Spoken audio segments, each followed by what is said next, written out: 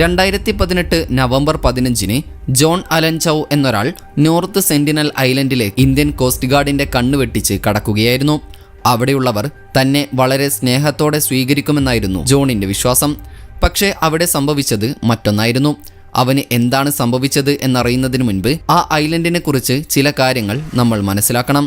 ബംഗാൾ ഉൾക്കടലിൽ നമ്മുടെ ഇന്ത്യയുടെ ആൻഡമാൻ നിക്കോബാർ ഐലൻഡിൻ്റെ ഭാഗത്തായിട്ടാണ് നോർത്ത് സെന്റിനൽ ഐലൻഡ് സ്ഥിതി ചെയ്യുന്നത്.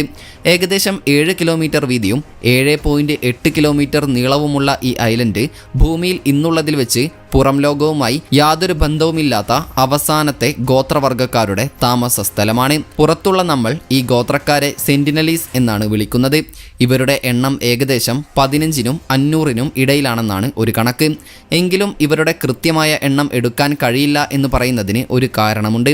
അവിടേക്ക് സന്ദർശിക്കാൻ ചെല്ലുന്ന ആരോടും അവർക്ക് വല്ലാത്തൊരു ശത്രുതയാണ്. നമുക്ക് വിശ്വസിക്കാൻ പോലും പറ്റാത്ത അത്രയും ദേഷ്യം.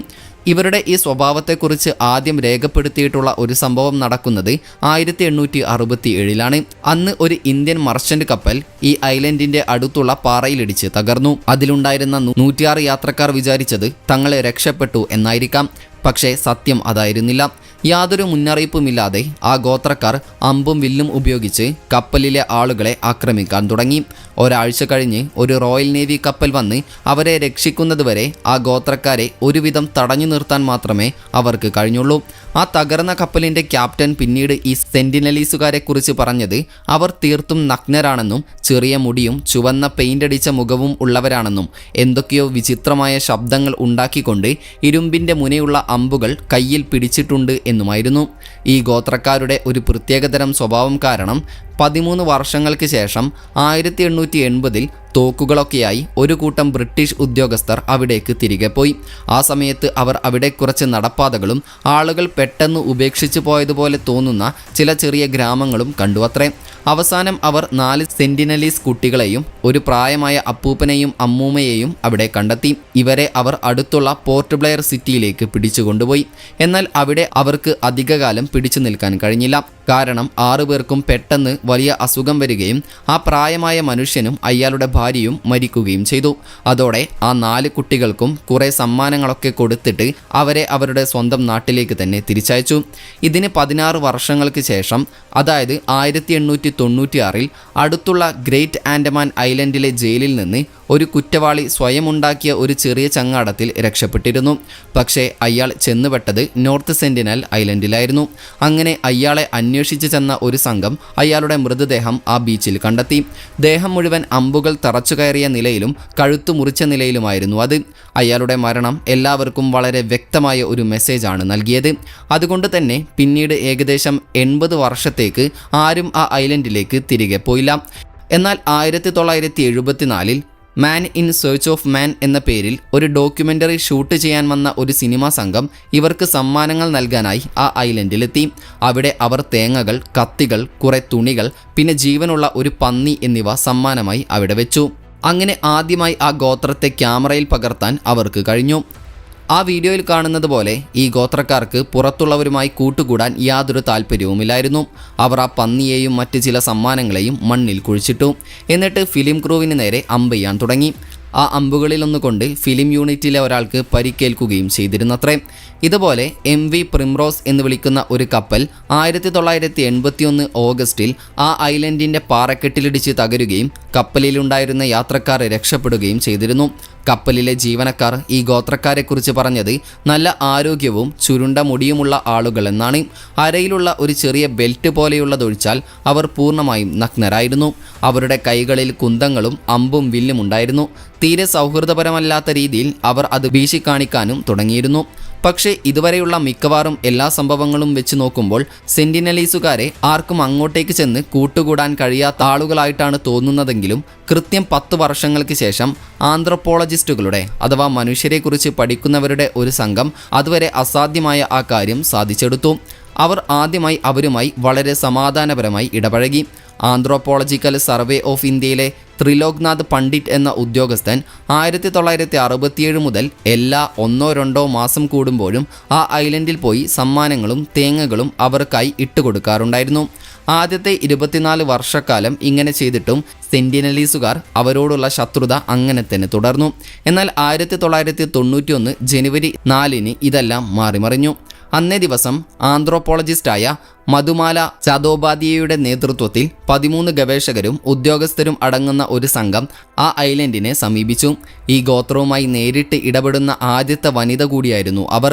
മുൻപ് വന്ന സംഘങ്ങൾ ചെയ്തതുപോലെ വെറുതെ തേങ്ങകൾ ചാക്കിലാക്കി തീരത്തേക്ക് വലിച്ചെറിയുന്നതിന് പകരം അവർ ഓരോ തേങ്ങയായി വെള്ളത്തിലൂടെ അങ്ങോട്ട് ഉരുട്ടിവിട്ടു. സെന്റിനലീസുകാർ അതൊരു കളി പോലെ കണ്ട് അവരുമായി ഇടപെടാൻ തുടങ്ങി. ഒരുപാട് സെന്റിനലീസുകാർ ആവേശത്തോടെ ബീച്ചിലൂടെ ഓടി വന്ന് ബോട്ടിനടുത്തേക്ക് വരാൻ തുടങ്ങി. കുറച്ച് ആഴ്ചകൾക്ക് ശേഷം മറ്റൊരു യാത്രയുമായി അവർ നോർത്ത് സെന്റിനലിലേക്ക് മടങ്ങിയെത്തി.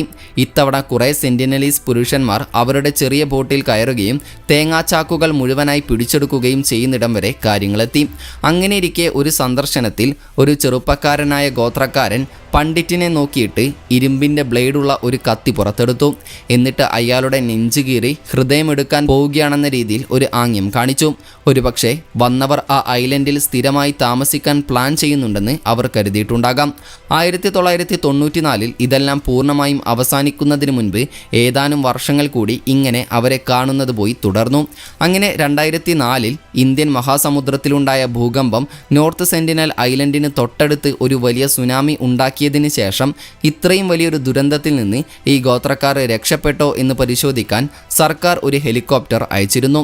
സെന്റിനലീസുകാർക്ക് യാതൊരു കുഴപ്പവും ഉണ്ടായിരുന്നില്ല എന്ന് മാത്രമല്ല, ഇന്ത്യൻ സർക്കാർ അവർക്ക് നൽകിയ സഹായത്തോടുള്ള അവരുടെ മറുപടി ഹെലികോപ്റ്ററിന് നേരെ കുന്തങ്ങളും അമ്പുകളും എയ്യുക എന്നതായിരുന്നു. 2 വർഷങ്ങൾക്ക് ശേഷം 2006 48ഉം 52ഉം വയസ്സുള്ള 2 മത്സ്യത്തൊഴിലാളികൾ ഈ ഐലൻഡിന് സമീപം ഞണ്ടുകളെ പിടിക്കാൻ പോയി. അവർ 2 പേരും ക്ഷീണം കാരണം ഉറങ്ങിപ്പോയി എന്നും ആ സമയം ബോട്ട് കെട്ടിയിരുന്ന കയർ അഴിയുകയും ബോട്ട് പതിയെ നോർത്ത് സെന്റിനലിലേക്ക് ഒഴുകി നീങ്ങുകയും ചെയ്തു എന്നാണ് പറയുന്നത്. കൂടെയുണ്ടായിരുന്ന മറ്റ് മത്സ്യത്തൊഴിലാളികൾ അവർക്ക് ഉറക്കെ വിളിച്ച് മുന്നറിയിപ്പ് നൽകാൻ ശ്രമിച്ചെങ്കിലും അവരുടെ ഭാഗത്തുനിന്ന് യാതൊരു പ്രതികരണവും ലഭിച്ചില്ലെന്ന് അവർ പറഞ്ഞു. ആ ബോട്ട് ഒഴുകി വെള്ളം കുറഞ്ഞ ഭാഗത്തേക്ക് എത്തുകയും അവിടെ വെച്ച് അവർ 2 പേരും അതിദാരുണമായി കൊല്ലപ്പെടുകയും ചെയ്തു അത്രേ. ആ മൃതദേഹങ്ങൾ എടുക്കാൻ ഗവൺമെൻറ് ഹെലികോപ്റ്റർ അങ്ങോട്ടേക്ക് അയച്ചു. പക്ഷേ ഗോത്രക്കാരുടെ ആ പഴയ ശത്രുത കാരണം വളരെ ദൂരെ നിന്ന് ഒരു ഫോട്ടോ എടുക്കാൻ മാത്രമേ അവർക്ക് കഴിഞ്ഞുള്ളൂ. ഇതിനുശേഷം ഇന്ത്യൻ ഗവൺമെൻറ് അവിടെ ഒരു പ്രത്യേക സംരക്ഷിത മേഖല അഥവാ പ്രൊട്ടക്ഷൻ സോൺ കൊണ്ടുവരികയും ആരും ഈ ഐലൻഡിലേക്ക് പോകുന്നത് നിയമവിരുദ്ധമാക്കുകയും ചെയ്തു. ഇതുവരെയുള്ള എല്ലാ സംഭവങ്ങളും വെച്ച് നോക്കുമ്പോൾ നമുക്ക് വളരെ വ്യക്തമായി മനസ്സിലാകുന്ന ഒരൊറ്റ കാര്യമുണ്ട്. എന്ത് തന്നെ സംഭവിച്ചാലും നോർത്ത് സെന്റിനൽ ഐലൻഡ് സന്ദർശിക്കാൻ പോകരുത്. പക്ഷേ നിർഭാഗ്യവശാൽ ജോൺ അലൻ ചൗവിന് മാത്രം ഈ കാര്യം മനസ്സിലായില്ല. അതാരാണെന്നല്ലേ? 1991 ഡിസംബർ 18 അലബാമയിലെ സ്കോട്ട്സ്ബോറോയിൽ ജനിച്ച ജോൺ ഒരു ക്രിസ്ത്യൻ കുടുംബത്തിലാണ് വളർന്നത്. വളർന്നു വരുമ്പോൾ ക്യാമ്പിംഗ്, ഹൈക്കിംഗ്, കയാക്കിംഗ് തുടങ്ങിയ ഔട്ട്ഡോർ ആക്ടിവിറ്റികളോട് അവന് വലിയ ഇഷ്ടമായി മാറി. അവൻ്റെ ഈ ഇഷ്ടവും മതപരമായ പശ്ചാത്തലവുമൊക്കെ കൂടിയായപ്പോൾ അതവനെ ഒരു അഡ്വഞ്ചർ ബ്ലോഗറും ക്രിസ്ത്യൻ മിഷനറിയും ആക്കാൻ പ്രേരിപ്പിച്ചു. തൻ്റെ യാത്രകളെക്കുറിച്ച് അവൻ തൻ്റെ ഇൻസ്റ്റഗ്രാമിൽ പങ്കുവെക്കാറുണ്ടായിരുന്നു. കൂടാതെ ഇതെല്ലാം അവൻ്റെ റഗ്ഗഡ് ട്രെയിൽ എന്ന വെബ്സൈറ്റിലും അവൻ ഉൾപ്പെടുത്തിയിരുന്നു. എന്നിരുന്നാലും ജോൺ നോർത്ത് സെന്റിനൽ ഐലൻഡിനെ മനസ്സിൽ ലക്ഷ്യമിട്ടിരുന്നു. അങ്ങനെ 2018 ഒക്ടോബർ 21 താൻ അടുത്തുള്ള നഗരമായ പോർട്ട് ബ്ലെയറിൽ തിരിച്ചെത്തി എന്ന് കാണിക്കുന്ന ഒരു ഫോട്ടോ ജോൺ സോഷ്യൽ മീഡിയയിൽ പോസ്റ്റ് ചെയ്തു. 2018 നവംബർ 15 ആൻഡമാനിൽ തിരിച്ചെത്തി വെറും 25 ദിവസങ്ങൾക്ക് ശേഷം ജോൺ തൻ്റെ യാത്രയെക്കുറിച്ച് എഴുതി വെക്കാനായി ഒരു ജേണൽ തുടങ്ങിയിരുന്നു. അതിൽ അവൻ ആദ്യം എഴുതിയത് കുറച്ച് പ്രാദേശിക മത്സ്യത്തൊഴിലാളികൾ നിയമവിരുദ്ധമായി തന്നെ ആ ഐലൻഡിലേക്ക് കൊണ്ടുപോകാൻ സമ്മതിച്ചിട്ടുണ്ട് എന്നായിരുന്നു. തുടർന്ന് ജോൺ അവരുടെ പ്ലാൻ അതിൽ വ്യക്തമാക്കി. പുലർച്ചെ 4 മണിയോടെ തീരത്തെത്തുക, അടുത്ത കുറച്ച് ദിവസങ്ങളിൽ അവർക്ക് മീനുകൾ സമ്മാനമായി കൊടുത്ത് പതിയെ ഒരു ബന്ധം ഉണ്ടാക്കിയെടുക്കുക, എന്നിട്ട് ആ ഐലൻഡിൽ തന്നെ തുടരുക എന്നതായിരുന്നു പ്ലാൻ. പിറ്റേ ദിവസം ജോൺ എഴുതിയത് ഐലൻഡിലേക്കുള്ള തൻ്റെ യാത്ര വിചാരിച്ചതുപോലെ തന്നെ നടന്നു എന്നാണ്. 4:30 അവിടെ എത്തിയ അവൻ പടിഞ്ഞാറൻ തീരത്തുള്ള ആ ഉൾക്കടലിലേക്ക് പ്രവേശിച്ചു. രാവിലെ 8:30 അവരുമായി കൂട്ടുകൂടാനുള്ള ആദ്യ ശ്രമം നടന്നത്. 2 വലിയ മീനുകളെ പിടിച്ച് തൻ്റെ കയാക്കിൻ്റെ മുകളിൽ വെച്ചിട്ട് തീരത്തേക്ക് തുഴയാൻ തുടങ്ങിയെന്നവൻ ജേണലിൽ എഴുതി. ആയുധങ്ങളുമായി 2 സെന്റിനലീസുകാർ അലറിക്കൊണ്ട് അവൻ്റെ അടുത്തേക്ക് പാഞ്ഞു വന്നു. അവരുടെ കയ്യിൽ 2 അമ്പുകൾ വീതമുണ്ടായിരുന്നു. അടുത്തേക്ക് എത്തുന്നതുവരെ അവർ അത് വില്ലിൽ തൊടുത്തിരുന്നില്ല. അവൻ തൻ്റെ പേര് വിളിച്ചു പറയുകയും താൻ അവരെ സ്നേഹിക്കുന്നുണ്ടെന്നും യേശു അവരെ സ്നേഹിക്കുന്നുണ്ടെന്നും ഉറക്കെ വിളിച്ചു പറഞ്ഞിട്ട് ആ മീനുകൾ അവർക്ക് നേരെ എറിഞ്ഞുകൊടുത്തു. അവർ പിന്നെയും അവൻ്റെ അടുത്തേക്ക് വന്നുകൊണ്ടേയിരുന്നു. തൻ്റെ ജീവിതത്തിൽ ഇന്നുവരെ തുഴഞ്ഞിട്ടില്ലാത്ത അത്രയും വേഗത്തിൽ അവൻ തിരികെ ആ ബോട്ടിലേക്ക് തുഴഞ്ഞു. താനിപ്പോൾ സെന്റിനലീസുകാരുടെ മണ്ണിലൂടെ നടന്നുവെന്നും ഏതാണ്ട് അമ്പേൽക്കുന്ന അവസ്ഥയിൽ വരെ എത്തിയെന്നും അവൻ അതിൽ കുറിച്ചു. കൂടാതെ പിന്നീട് വീണ്ടും ഒന്നുകൂടി ശ്രമിക്കാനും അവൻ പ്ലാൻ ചെയ്തു. അവൻ്റെ ജേണലിൽ പറയുന്നത് പോലെ രണ്ടാമതൊരു ശ്രമത്തിനായി അവൻ തിരികെ പോയി. അന്നും ജോൺ എങ്ങനെയൊക്കെയോ അവിടെ നിന്ന് രക്ഷപ്പെട്ടു. അങ്ങനെ പിറ്റേന്ന് രാവിലെ ഒന്നുകൂടി ശ്രമിക്കാൻ അവൻ പ്ലാൻ ചെയ്തു. പിറ്റേന്ന് രാവിലെ ജോൺ തൻ്റെ ജേണലിലെ അവസാനത്തെ കുറിപ്പ് എഴുതി. അത് തുടങ്ങിയത് ഇങ്ങനെയായിരുന്നു: ശരിക്കൊന്നുറങ്ങാൻ കഴിയാത്ത ഒരു രാത്രിക്ക് ശേഷം ഉറക്കമുണർന്നു. ഇപ്പോൾ ഐലൻഡിലേക്ക് പോവുകയാണ്. തുടർന്ന് അവൻ തൻ്റെ കുടുംബത്തിന് ഒരു യാത്രാമൊഴി എഴുതി. അവനൊരു ഭ്രാന്തനാണെന്ന് അവർക്ക് തോന്നിയേക്കാം, എങ്കിലും ഈ ആളുകളുടെ അടുത്തേക്ക് എത്താൻ ശ്രമിക്കുന്നത് എന്തുകൊണ്ടും വിലപ്പെട്ടൊരു കാര്യമാണെന്ന് താൻ വിശ്വസിക്കുന്നതായി അവൻ അവരോട് പറഞ്ഞു. താൻ കൊല്ലപ്പെടുകയാണെങ്കിൽ സെന്റിനലീസുകാരോടോ അല്ലെങ്കിൽ ദൈവത്തോടോ ദേഷ്യപ്പെടരുതെന്ന് അവൻ അവരോട് ആവശ്യപ്പെട്ടു. കൂടാതെ അവരോട് അവരുടെ ജീവിതം മുന്നോട്ട് കൊണ്ടുപോകാനും അവൻ പറഞ്ഞു. താൻ അവരെ എല്ലാവരെയും സ്നേഹിക്കുന്നുവെന്ന് പറഞ്ഞുകൊണ്ടാണ് അവൻ അത് അവസാനിപ്പിച്ചത്. 2018 നവംബർ 16 എന്ന തീയതിയിലുള്ള ആ കുറിപ്പ് നോർത്ത് സെന്റിനൽ ഐലൻഡിൻ്റെ തെക്കുപടിഞ്ഞാറുള്ള ആ ചെറിയ ഉൾക്കടലിൽ നിന്ന് രാവിലെ 6:20 അവൻ എഴുതിയിരിക്കുന്നത്. തുടർന്നുള്ള ദിവസങ്ങളിൽ ആൻഡമാൻ ഐലൻഡിലെ സെന്റിനലീസ് ഗോത്രക്കാരുടെ അടുത്തേക്ക് എത്താൻ ശ്രമിക്കുന്നതിനിടെ അവിടെ വെച്ച് ജോൺ അലൻ ചൗ കൊല്ലപ്പെട്ടു എന്നൊരു റിപ്പോർട്ട് തങ്ങൾക്ക് ലഭിച്ചതായി വ്യക്തമാക്കിക്കൊണ്ട് അവൻ്റെ കുടുംബം ജോണിൻ്റെ ഇൻസ്റ്റഗ്രാമിൽ ഒരു പോസ്റ്റ് ഇട്ടു.